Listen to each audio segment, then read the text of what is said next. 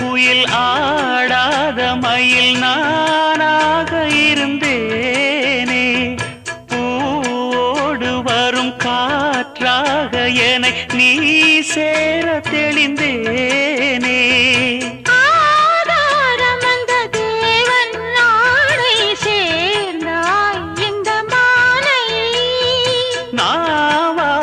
ருசித்தேனே தேனை தேர்ந்தேன் இன்று நானே.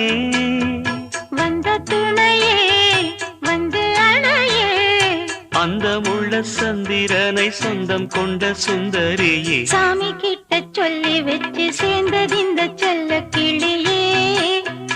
இந்த பூமியுள்ள காலம் மட்டும் வாழும் இந்த அன்பு கதையே.